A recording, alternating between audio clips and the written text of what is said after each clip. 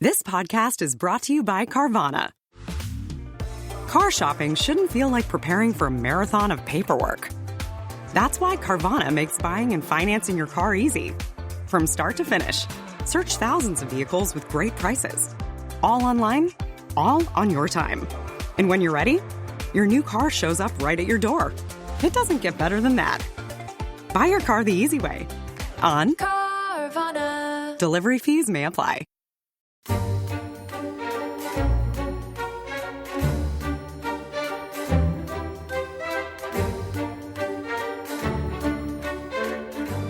Bom dia. Today on our World Cup tour, we arrived, Dominic, at one of the great giants of the World Cup, don't we? Brazil. The greatest giant, I think people would say, Tom. The giantest giant. Yeah, absolutely. But Brazil is also, of course, a country that featured in a 4-part special we did a few months back on the history of Portugal. Brazil, of course, was colonized by Portugal. And at one point, during the Peninsular War, the entire Portuguese royal family got ferried across from Portugal by the British Navy to Brazil to escape the onslaught of Napoleon's French, and established an empire there. It became the capital of the entire Portuguese empire, and Portugal itself became a kind of colonial backwater. I mean, extraordinary development. And you promised us then, because we were focusing on Portugal, and once Brazil became independent, we rather left Brazil behind. But you promised us that we would do the history of the Brazilian Empire. And that, unless I'm much mistaken, is what you have in store for us today. That's right, Tom. So it's a kind of spin-off, isn't it, from our Portuguese epic? It is really, yes. I mean, Brazilian listeners will be horrified to hear they're a spin-off. They would say Portugal is the spin-off, wouldn't they, Tom? But yes, it's an extraordinary thing that people, I mean, everybody, when they think of the World Cup, when they think of football, they think of Brazil. Brazil is, I think, the world's 5th largest country. It's 7th largest by population. By far the largest country in Latin America. And yet its history has so little traction in the British, the European, and I guess the American imagination. We know so little of it. And the real focus today is Brazil's second and last emperor, Pedro II. And we'll come to him in a moment. So I'm guessing if he's the second emperor, that the first emperor was Pedro I. Would that be correct? That's very astute. Very astute. Yes. But yeah, so the extraordinary thing about Brazil is that Brazil is the one Latin American country that begins as a monarchy. It is not a republic. So it became independent in 1822. So the Napoleonic Wars are over. And as you described, and as we talked about in our Portugal podcasts, there's been this sort of rising tension between Portugal and Brazil. The Portuguese kind of want their top status back. They want their royal family back. Dom João, who was the king of Portugal, has gone back to Portugal. But the Brazilians, the Brazilian elite, I should say, obviously the Europeanized kind of elite, have thrown off the shackles of Portugal and proclaimed independence. Encouraged by this Portuguese king, right? I mean, he goes and he tells his son, declare independence. Yes. Which is very treacherous behavior from a king. Well, he doesn't want his son and the court in Rio to be subject to the sort of liberal constitutionalism that is all the rage in Portugal. So what happens, it's 1822. Brazil has about 3 million people. It has its wealth is based in exploitation, I suppose you would say. It's on gold and sugar, from which the Portuguese have been profiting in the 18th century. It's also largely based on slavery. So Brazil has imported more slaves than anywhere else in the world. 11 times more than the United States of America, is that right? Yeah, something more than 10 times more or something like that. Went from Africa to Brazil, then went to the United States of America. So exactly, isn't it interesting that when people have these conversations about and arguments and debates about the Atlantic slave trade, we think of it in terms of the Caribbean, of Jamaica, or we think of it in terms of the United States and this great southern cotton plantations. But Brazil is kind of left out of the story by English speakers because we know so little about it. So this nascent monarchy has been formed under Dom Pedro, who is the Portuguese king's son. And he is proclaimed the defender of Brazil, the emperor of Brazil. His proclamation of independence is very monarchist. He has a coronation, Tom, that you would very much appreciate. Is it sacral? It's very sacral. He is anointed. Is it weird? It is not weird. I know you've been some weeks ago, very unpatriotically, making comments about the weirdness of the... It's not unpatriotic, Dominic. Weird is a perfectly respectable Old English word. Well, conveying a sense of the otherworldly and the supernatural. You resorted to strange, abstruse linguistic not at all. justifications of your use of the word weird to describe the British monarchy, which I thought was absolutely disgraceful. And the 10-page Daily Mail denunciation is forthcoming. But in the meantime, while we're still doing the podcast together, where you are still allowed to travel the country and not yet confined to house arrest. Enjoying the peace of good King Charles. Exactly. We shall continue with Brazil. So he's anointed. Dom Pedro has a ceremony, which is based, I read, on the kind of enthroning of pontiffs and of emperors and so on. He's anointed and consecrated with holy oil. But Brazil weird. is kind of... Properly weird. Yeah. It's completely reasonable and not weird at all. Sacral. Right. So this is a very conservative state in many ways. It's unlike other what you might call revolutionary independent states. It is devoted to the monarchy, to slavery, and to defending the interests of the big kind of Brazilian landowning classes, the people who own gold mines and sugar plantations and so on.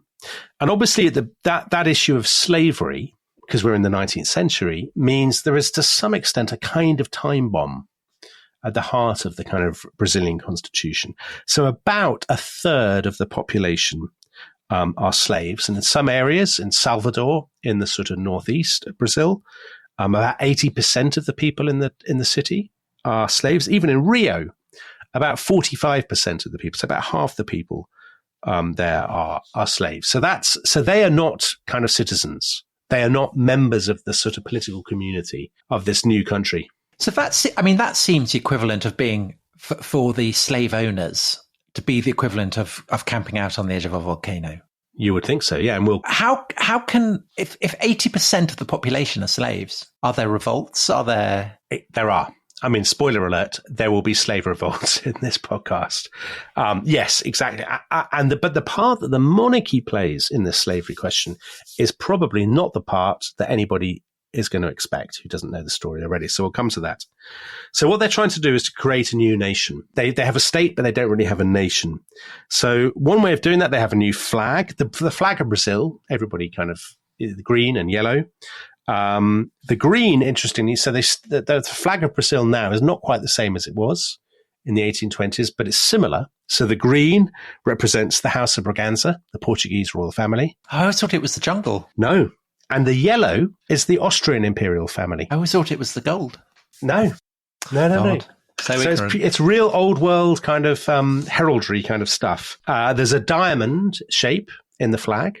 And that apparently is a tribute to Napoleon. I don't know why. That seems counterintuitive. Well, since they ran away there to get away from him. I suppose so, but people are very transfixed by Napoleon, aren't they, at the beginning of especially once he's been tamed and defeated. Yeah, but we haven't got a reference to Napoleon on our flag. I mean, it's interesting. No, that's true. But it's interesting that Brazil is not a kingdom. It's an empire. So right from the beginning, there's a kind of ambition to the foundation of Brazil, that this is going to be a kind of Napoleonic empire in the Americas. And obviously, you don't just need a flag for a nation, you need a dynasty. So Dom Pedro, who is a very dissolute and useless person, really, who's only really interested in sort of his endless affairs with different kind of society women. I mean, we talked about him in our Portugal podcasts as having had chronic diarrhea when he was announcing. Yes. And that sort of sets the tone, I think, for his reign, I think it's fair to say. So, but he has a son in 1825, his wife, Donna Leopoldina. So she's from this sort of Austrian background, hence the flag. She gives birth to Dom Pedro, the future Dom Pedro II. And Dom Pedro II, who's going to dominate this podcast today, the little boy, he is related to almost every royal family in Europe. So he can trace his descent from the kings of Castile and Aragon, from the kings of France, from the kings of Hungary, from Maria Theresa of Austria. So this is a real, he is a sort of an icon of European royalty born in the Americas. An extraordinary kind of individual. So he's the future of the dynasty. But his father, Dom Pedro I, useless, he's pretty much distracted. Yeah, yes, thank you for that, Tom. He is distracted pretty much straight away by Portugal because his father had died back in Portugal and he wants to be king of Portugal. So he's sort of increasingly torn between Portugal and Brazil. In 1831, the sort of tensions that underlie his rule, is he content as Emperor of Brazil, or does he really ultimately want to go back to Portugal and claim the throne of Portugal? These come out in the open. There are a lot of liberals. This is among the elite, the sort of elite in cities like Rio, people who are reading newspapers and kind of going to salons and things like that, who kind of chafe a little bit at the idea of an absolute monarch. They sort of take to the streets and they start sort of shouting, "Long live the Constitution," as people tend to do in the early years of the 19th century. There's a thing called the Night of the Bottles, where people are all throwing bottles at each other. Yeah, people are throwing bottles at each other. I assume empty bottles rather than, it would seem utterly wasteful to be throwing bottles of wine or something at each other. Yeah, that would be a waste, wouldn't it? Yeah, it would be a terrible waste. And there's a sort of great groundswell of opinion against Dom Pedro I. He says, right, I'm going to abdicate. So he abdicates. And he flounces off to Portugal, does he? And he flounces off to Portugal. So he abdicates. He says, my son is now the emperor, even though his son is 5.5. 6? He's abdicated. That's very irresponsible. 5.5. He says, I'm off. I'm out of here. I'm going off to Portugal. So he does go off to Portugal. He fights the civil war in Portugal to try and put his daughter on the throne of Portugal. So what's his plan? He's going to be the power behind the throne. The Portuguese have made it clear they don't want him as king, but he thinks, I'll put my daughter on the throne and I'll be the big man. He dies of tuberculosis in the hour of his victory, Tom. Oh, that's sad. But interestingly, here's the thing. Here's a sort of portent of the future. Dom Pedro I, who we described as useless, on his deathbed, he writes an open letter to the people of Brazil. So he hasn't forgotten about Brazil, which is nice. Oh, okay, that's good. And in the open letter, he says, slavery is an evil and an attack against the rights and dignity of the human species, but its consequences are less harmful to those who suffer in captivity than to the nation whose laws allow slavery. It is a cancer that devours its morality. So he's sort of saying, the monarchy should not be in favor of slavery, and slavery is very bad. Well, I'm sure the slaves are happy about that, but I'm not entirely sure they'd agree with him that they're better off than their owners. Yes, exactly. That's right. Who's the real victim here? Exactly. So anyway, Dom Pedro I is dead. Meanwhile, back in Brazil, the Brazilians are having to get used to their second emperor, who is not yet 6 years old. So poor little Dom Pedro II, they bring him onto a balcony in Rio. He's so small, he can't kind of look over the balustrade. So they put him on a chair and he waves a hanky. They get him to wave a hanky to the crowds and everybody cheers and says, hurrah, hurrah, hurrah. But for him, this is very bad news. He's sent off to a palace called São Cristóvão with his two sisters, Francisca and Januaria. January. Great name. Great name. And they basically are just sort of locked in this palace and given endless lessons.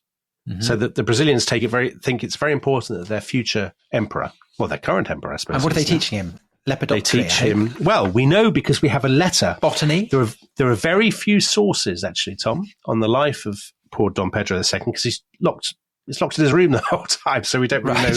But he writes a letter to his sister at one point, and he's in 1833, and he says, writing, arithmetic, geography, drawing, French, English, music, and dance divide our time. We work constantly to acquire knowledge, and it is only these efforts that mitigate how sorely we miss you during our separation. Oh. So he's not really allowed any friends. So he's not really learning about rainforests or anything? No. He's learning European, old world sort of stuff. So he's sort of locked in his room doing arithmetic all the time. He's pretty miserable. He's pretty unhappy. He's lonely. He's been separated from his parents. He's kind of shy and he's reclusive. So there's the emperor. He's the little boy who's the emperor of Brazil. Meanwhile, Brazil itself is a bit of I won't call it a basket case. That's too harsh. But you asked about slave revolts. There are an awful lot of slave revolts in the early decades of Brazilian independence. So in the state of Pernambuco, there's a big revolt called the Cabanada revolt. And you've got Brazilian Indians, escaped slaves, squatters, people who've sort of been marginalized and forced out. They all come together and they form their own kind of community in the woods. And they form their own army, and they're always fighting off the landowners' attempts to kind of put them down. And this is a real theme of 19th century Brazilian history. And how long did they manage to hold out? I think they held out for about 4 years. I mean, quite a long time. Yeah. And this is absolutely you see this pattern again and again. So in the big, huge northern state of Para in the late 1830s, there's another revolt of, again, sort of Indians, slaves, and so on. And their slaves turn against their masters and they whip them and kill them. And in the cities, there are huge sort of outpourings of hatred against the slaves and the Indians. And people say they're evil, they're the forces of the devil. This is what happened in Haiti, the Haitian Revolution. That will happen here in Brazil. The only way to deal with them is by, intense violence and so on and so forth. And there is a colossal amount of violence. So in states like Para, I think something like 100,000 people were killed. I mean, these are massive, death tolls. Yeah. I was about to say utterly unreported in the old world. That's not really true. But what is true, I suppose, is that they're utterly forgotten today. And so in Europe, people aren't even aware that these things happened. Well, presumably they are in Portugal. Yeah, I'm sure people know about it in Portugal. But I mean, we know about American history because we speak English. So, right. I suppose that's true. I mean, that's the reason. A slave revolt that would really interest you is in the sort of northeastern state of Bahia in 1835, famous city there, which was a huge sort of trading sort of center for the slave trade, Salvador. So there's an Islamic element to the slave revolt. That's unexpected. So a lot of the African slaves who have been brought to Bahia are Muslims, and Islam becomes the kind of the common ground for different groups of slaves, so they can unite around their faith. So they wear white tunics, white prayer tunics. They wear amulets inscribed with verses from the Quran when they rise up. And of course, that then means that for the slave owners, it's a religious war. It's a religious war. Exactly. So again, extremely violent. When that's put down, 500 people are publicly executed. Are there traces of Islam still in Salvador? That's a good question, Tom. I don't know. I don't know at all. Of course, the big story in Brazil has been the rise of Protestant evangelicalism. Yes. So originally a Catholic country, but I just wondered whether. But I don't know. I'd be interested to find out, actually. Maybe so if we have Brazilian listeners. I don't think we ultimately do have many Brazilian listeners, but we do have a few, Tom, because we put out our Brazilian independence episode. Yes, we did. So the story about the Portuguese court on Brazil's Independence Day. And we had some listeners saying it was actually a complete coincidence, wasn't it? But we pretended it was by design, and our Brazilian listeners were very, very excited. So there's a real sense at the end of the 1830s, anyway, that Brazil is a bit of a sort of, it's in a terrible ferment with all this sort of stuff. And the elites decide the way to deal with this is actually, we need to crown the emperor.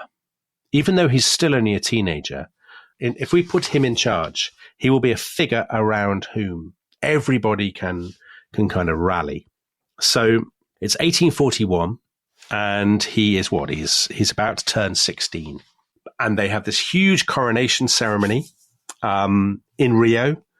All the newspapers sort of say he is the greatest man of his generation. He is the new, Charles V or whatever. He is a master of languages and of education, all this stuff, because he's basically been locked in a schoolroom for all his life. So that all this sort of projection of him as the answer to all Brazil's woes. They have this. It's interesting how they're still so kind of enthralled to European models. So they have huge medallions, 4 medallions for his models, Tom, and the people who he's going to emulate.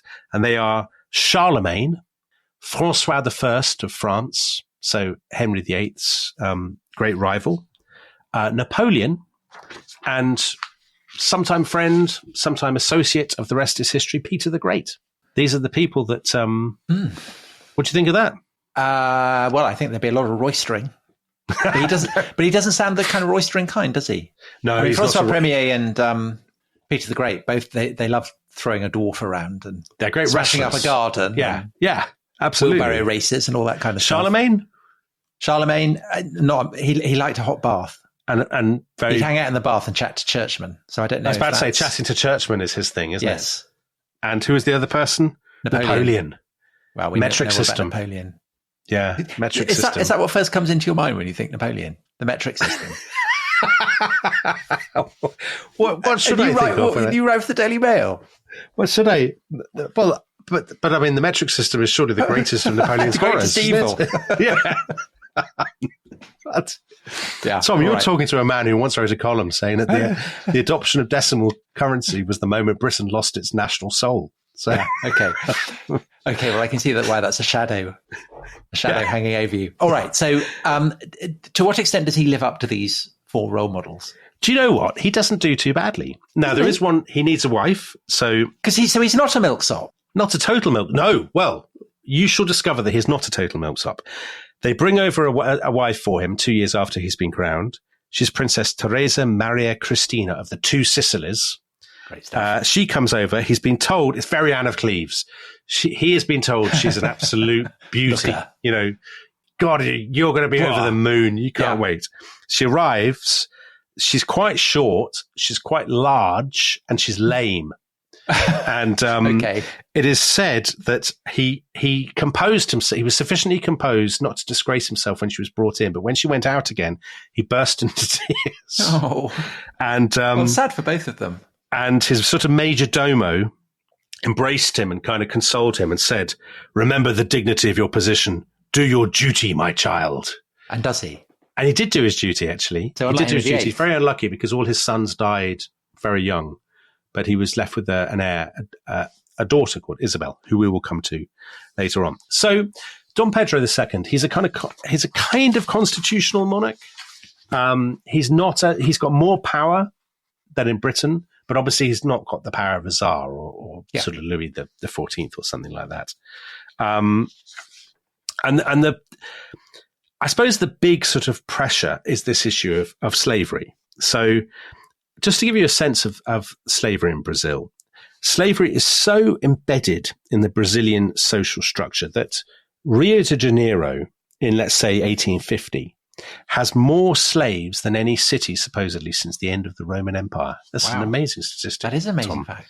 So 110,000 slaves live in more than Rio Baghdad. de Janeiro. Apparently so. I mean, I don't compile these mysterious facts that I find on the internet. So I'm not.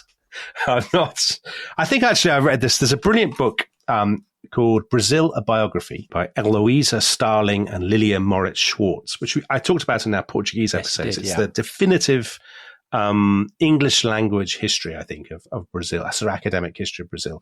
And it's absolutely brilliant on this sort of the world of Rio in the mid 19th century. So to give you a sort of sense of it, it's not just that former slaves own slaves, but actual slaves own slaves. That was a Roman thing. Did Roman slaves own slaves? Yeah. Well, this is what they have in Brazil. I mean, it's so embedded. Well, it's Latin America. Right. We're Latin America. Very good. But that obviously is coming under pressure because the British are moving internationally against the slave trade, for example. And there's a move within Brazil to encourage immigration rather than slavery. So in the mid-19th century, you're starting to get the government encouraging lots of massive immigration of sort of cheap labor from Europe as an alternative to the slave trade. But so that is going to create all kinds of pressures of its own. And those are some of the things that Dom Pedro is going to have to wrestle with now that he has really taken the reins of his country. So should we look at his wrestling with the reins of his country? Yeah, in part 2. Is that a good image, wrestling with the reins? Quite like it. I mean, it's better than wrestling with dwarves like Peter the Great or something. Yeah. So when we come back, there will be a rein wrestling. So something to look forward to there. That's exciting. Bye-bye. This episode is brought to you by Rocket Money. Tom, we often talk about how to organise our finances. I'm very conscious that I'm paying for a lot of mad subscriptions. And there's one thing that we've talked about often on this show. It's the thing that we probably hate more than any other, and it's a hidden fee. I would love to get my finances under control. There are all these things piling up on our bank statements, and I think I need to fix this problem. I need to sort this out and to stop this. I mean, my finances are so chaotic that I need this app. So I'll tell you what it is. It's called Rocket Money. It's a personal finance app that helps find and cancel cancel your unwanted subscriptions. It monitors your spending and it helps to lower your bills so that you can grow your savings. With Rocket Money, you can track all of your subscriptions and you can easily cancel within the app with just a few taps, saving you time, avoiding charges. And you can also set budgets and goals and get personalized insights and regular reports to track how you're doing. They will even send you real-time alerts for large transactions, upcoming bills, refunds, and even low balances. So let Rocket Money help you reach your financial goals faster. Join at rocketmoney.com/ishistory. That's rocketmoney.com/ishistory. rocketmoney.com/ishistory.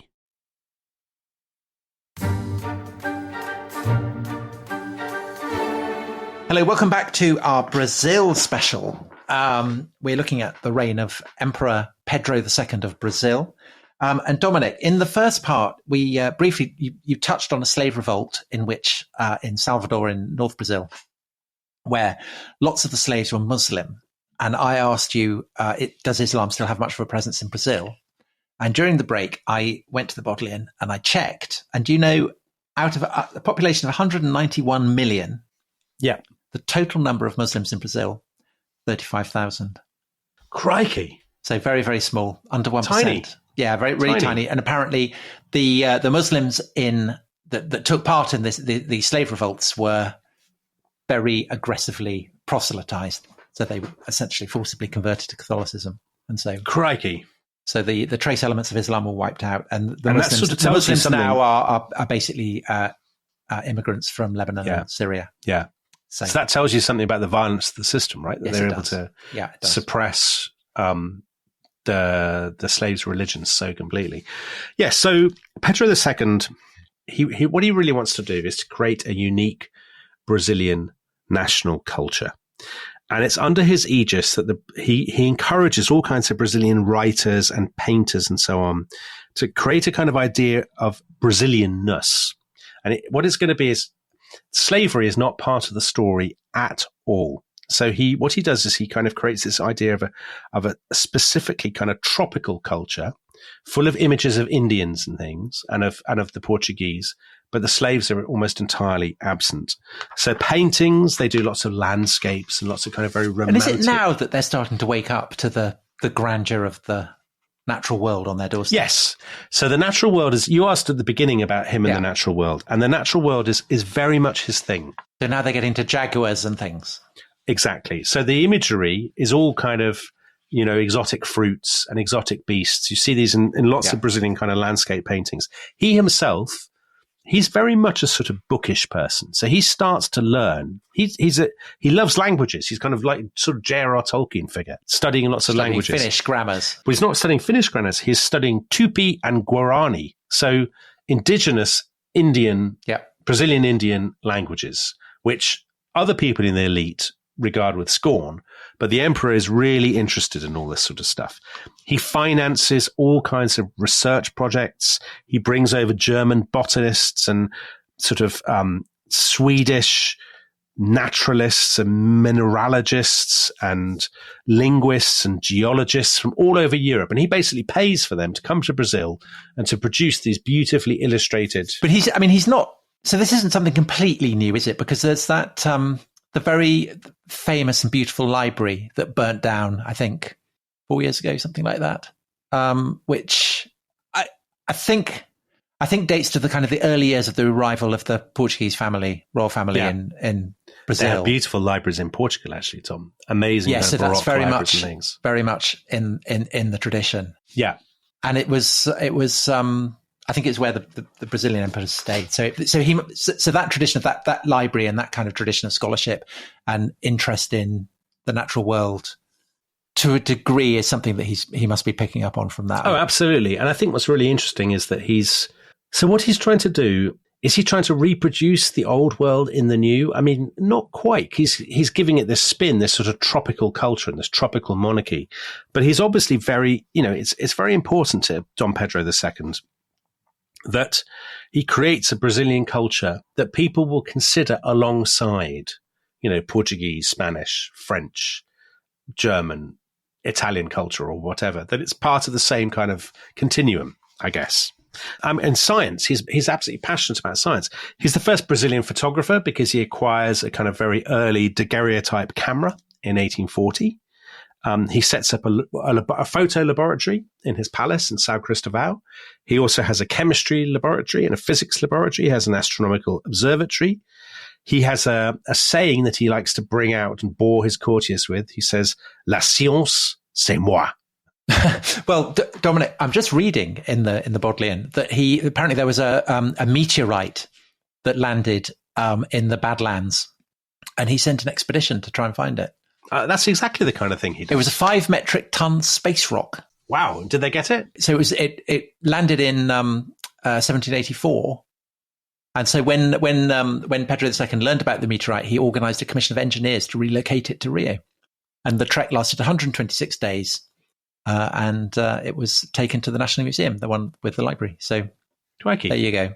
And I'm glad to say that meteorite was among the objects that were left unscathed by the fire that destroyed the museum. So it survived. Tom, so that's good news. As somebody who likes science, dinosaurs, all that kind of business, you would love Dom Pedro II. He sounds great guy. He's a man of... I tell you what he sounds like. He sounds an absolutely ideal subject to be the hero of a magical realist novel. Yeah, he absolutely is. He absolutely is. So he's very into literature as well. He writes to people like Victor Hugo, to Nietzsche, to Wagner, to all these people. You know, they think he's brilliant. So his reputation in Europe among the sort of European lettered classes could not be higher. He asked Wagner to write an opera that would be premiered in Rio. So would you say he is the Pele of cultured European monarchs? Very nice. Yes, he's the Pele, and rather than the Neymar of European style American monarchs. Right. I think it's fair to say. So yeah, he asked Wagner to write an opera. Wagner was too busy, so he couldn't. However, supposedly when they did the whole ring cycle at Bayreuth in 1876.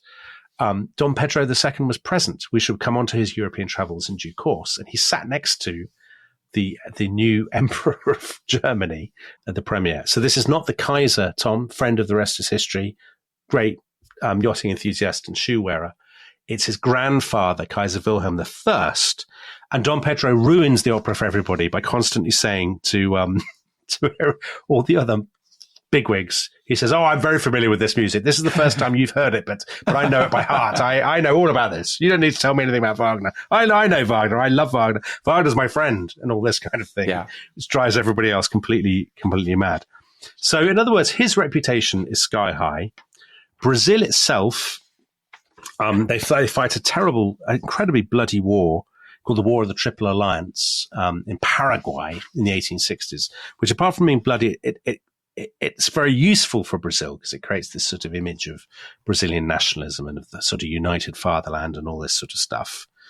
But obviously there is this issue of slavery. Now, let's get to the 1870s. Brazil has about 10 million people by now, and between 10 and 20% of them, I think, are slaves. But the sort of the epicenter of slavery has slightly moved, because what's change with Brazil is before we were talking about gold and we're talking about the mining, but the big thing in Brazil now is coffee.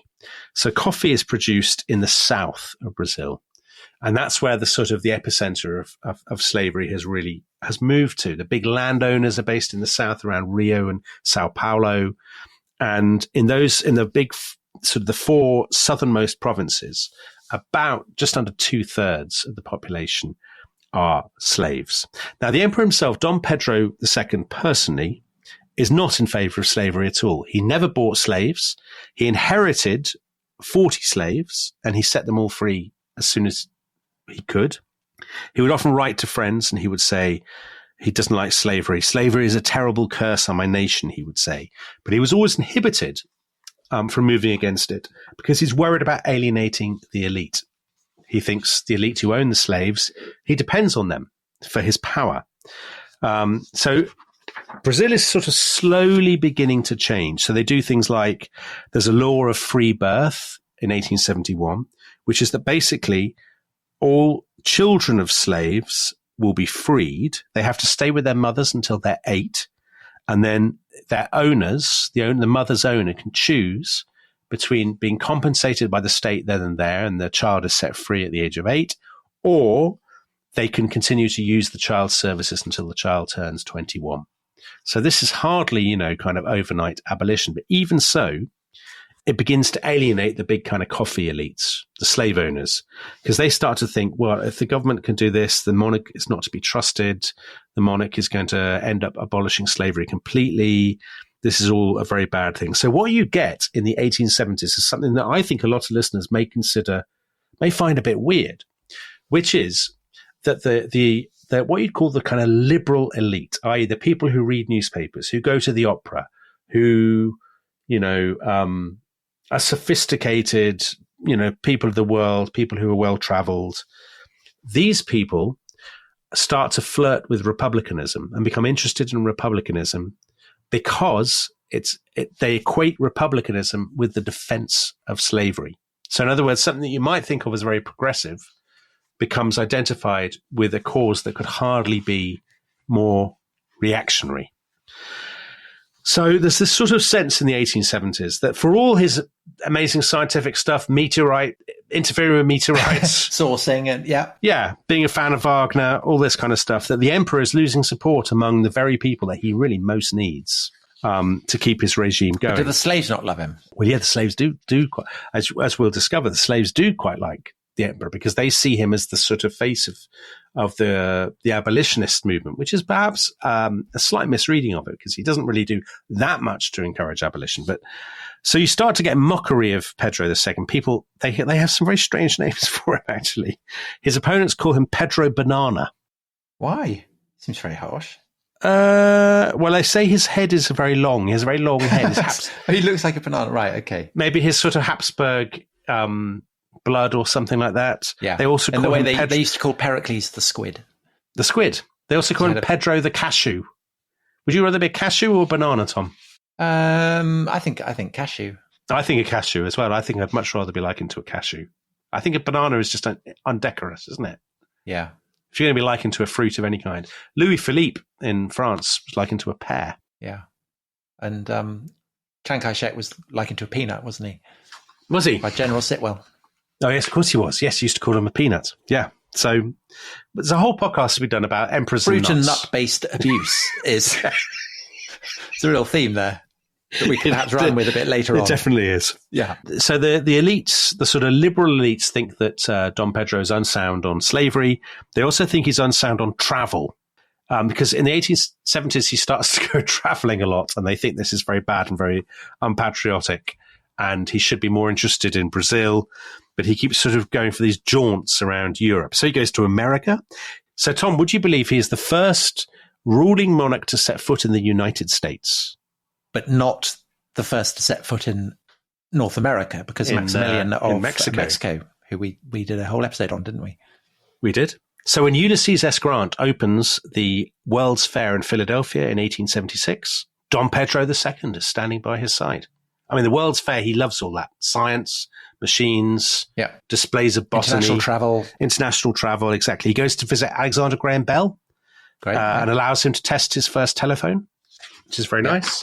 He then goes off to France. He goes to visit Victor Hugo. He visits Victor Hugo at his house. There's a lovely story here, Tom. Victor Hugo's daughter shows him in and says, Papa, here is His Majesty from Brazil. And Dom Pedro II says, my dear, there is only one majesty here, and it is Victor Hugo. Oh, that's splendid. Isn't that good? Isn't that good? And Victor Hugo says... No, I really like him. He sources meteorites and he's polite to great French novelists. Here's Victor Hugo said to him, Sire, you are a great man. You are the grandson of Marcus Aurelius. Oh, isn't that a nice thing to hear? Yeah, fabulous. Everything. I mean, this is all very good. All very, very, very good. However, I hope it doesn't go wrong. It's going to end badly, Tom. Oh, I'll no. tell you now. I just wanted, I feel like I don't want you to think, I don't want it to come as too much as a shock when Dom Pedro's life ends in misery, as it will. No. Oh. So he gets back to Brazil, and the Brazilians, they're very displeased by all this behavior. They say, by this stage, he's grown a massive beard. He's got glasses. He doesn't look, they're sort of puffed up, I think, a little bit with a sense of sort of national destiny. And they think he is an unprepossessing monarch. He's too interested in books and science and stuff. And he's unsound, as they think, on slavery, on the defense of slavery. And so they're sort of losing enthusiasm for him. A few years go by. 1887, he goes on another of his trips. So this time he goes and visits Louis Pasteur, would you believe? And he spends a lot of time in Europe. He often goes under an assumed name when he's traveling Europe, so he doesn't go as the emperor. So I think the Brazilians also think this is poor form. They would like him to go in splendor, whereas in fact, he goes and stays in hotels under false names and spends his time writing poems. And they basically think this is, and also it's known that he's basically said to people, I love doing this. Left to me, I would just do this all the time. I'd much rather live in Europe than in Brazil and hang around with Victor Hugo. So meanwhile, while he's away, obviously the issue of slavery is still there. Slavery has been abolished in the United States since the 1860s. We're now in the 1880s. There's a real sense that it's on its last legs, not least because the age of mass immigration means that the Brazilian economy is not as dependent on slavery as it once was. There are rising slave revolts in the 1880s, and eventually, basically, the Brazilian government passes a law overnight, May 1888. The remaining 700,000 slaves are emancipated kind of forthwith. So, end of slavery. Now, the people who are really outraged about this are the coffee planters, the coffee elites of Rio and Sao Paulo. As far as they're concerned, they've lost their property. They blame the emperor. Actually, he's out of the country when it happens because he's on one of his tours. He's hanging out with Louis Pasteur. Right. But they say it's all his fault. He hasn't stuck up for us. He's a waste of space. He's got to go. There's also this huge thing in Brazil of positivism. You know, the sort of the late 19th century kind of the idea of science and reform and all that kind of thing. That has a massive traction with the kind of the Brazilian educated classes, I guess, because it's about anti-clericalism. Mm-hmm. So this turns against the idea of emperors, does it? Against the idea of emperors, that kind of positivism, republicanism, secularism, this sort of beautiful new future, which just so neatly, you know, happens to align with their interests. Yeah. With their interests, exactly. So there's all this sort of stuff about the positivism and the republicanism. They're all kind of meetings and conspiracies. He gets back to Brazil.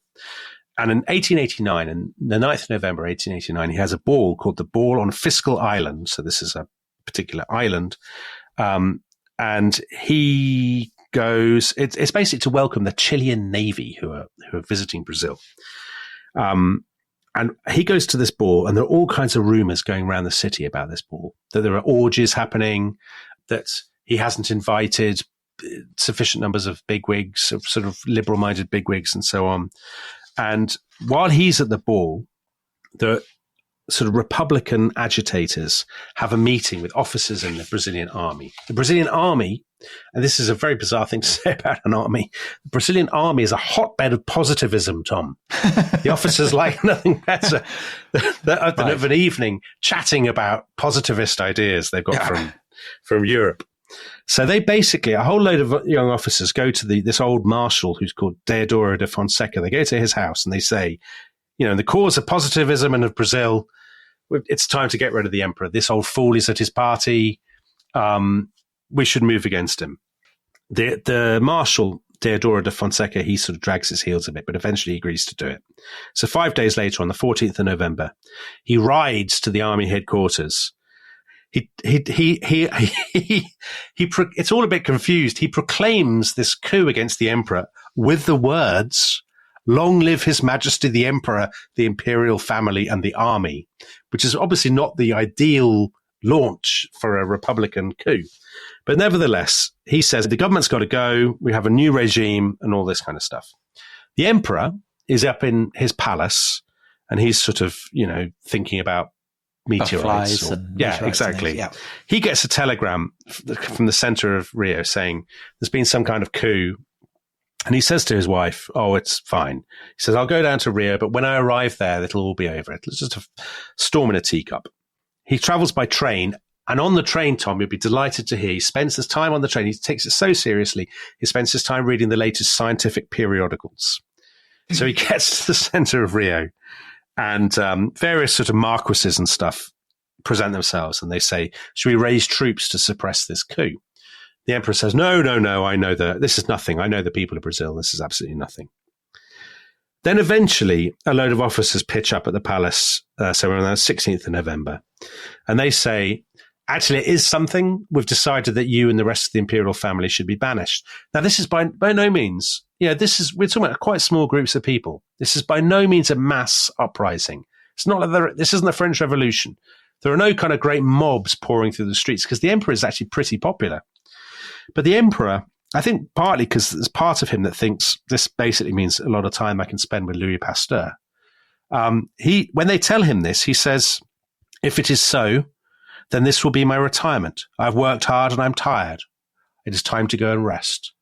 And so, unbelievably, without raising an army to defend himself or anything like this, he says, right, let's pack our bags. In fact, the only time he kind of gets angry is when the officers come back in a day later and they say, basically, have you not packed yet? You've got to go now in the middle of the night.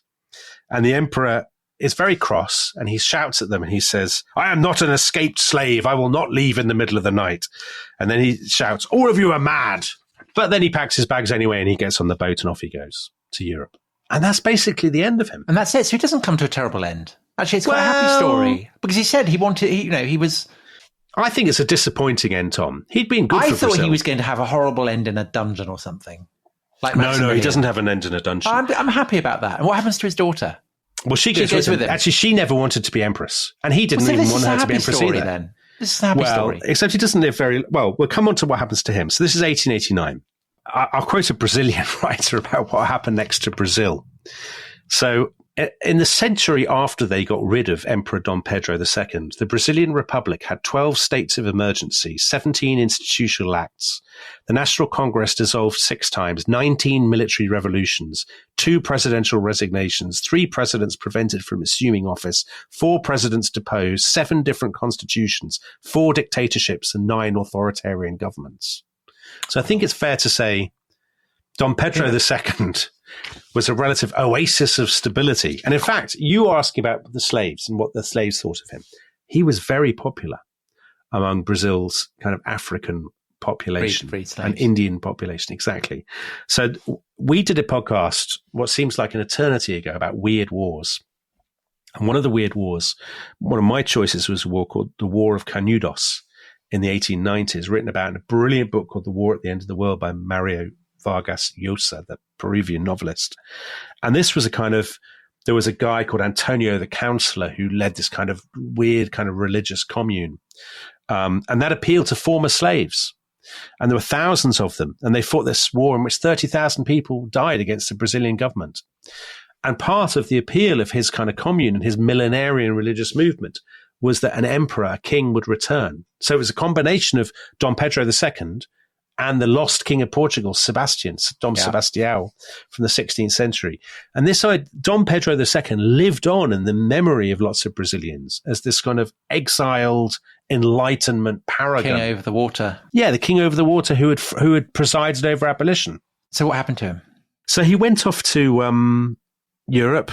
It wasn't a great laugh, actually. He didn't hang out as much as he would have liked with scientists and novices because he's in very poor health. He suffered from what I think diabetes. Most people think he had diabetes. He didn't have much money because the Brazilians basically cut off all his money. So he lived for only 2 years in Europe. So this sort of dream of a lovely retirement. Oh, that's sad.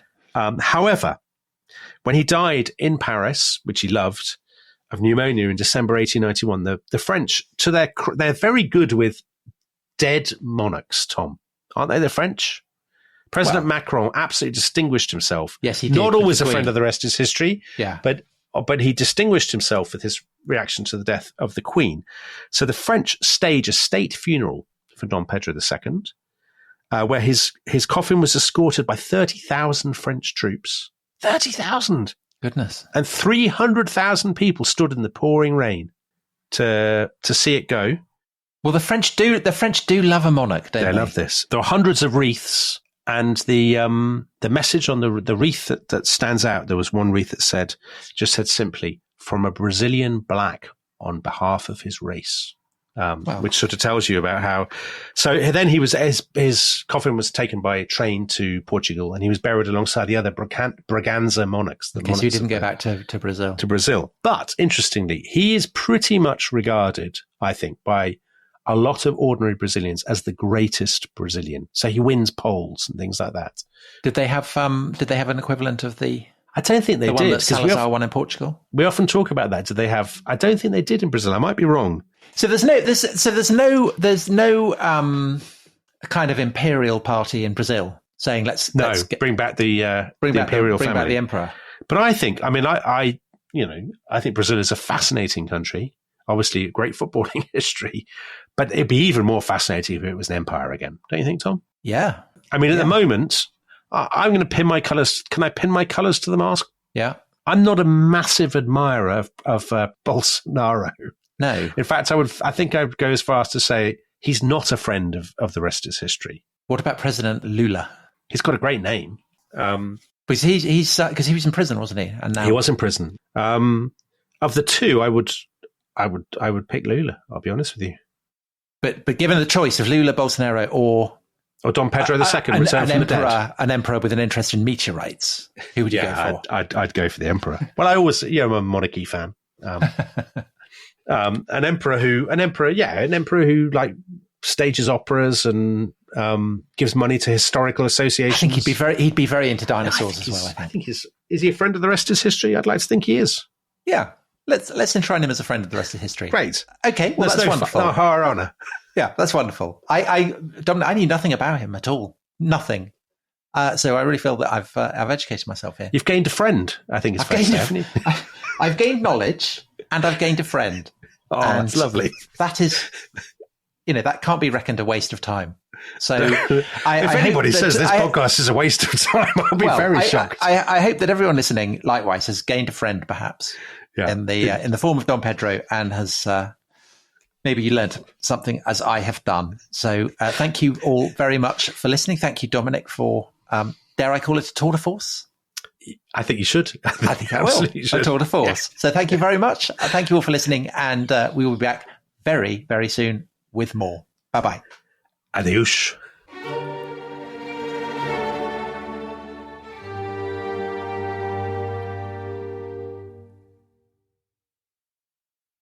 Thanks for listening to The Rest is History. For bonus episodes, early access, ad-free listening, and access to our chat community, please sign up at restishistorypod.com. That's restishistorypod.com.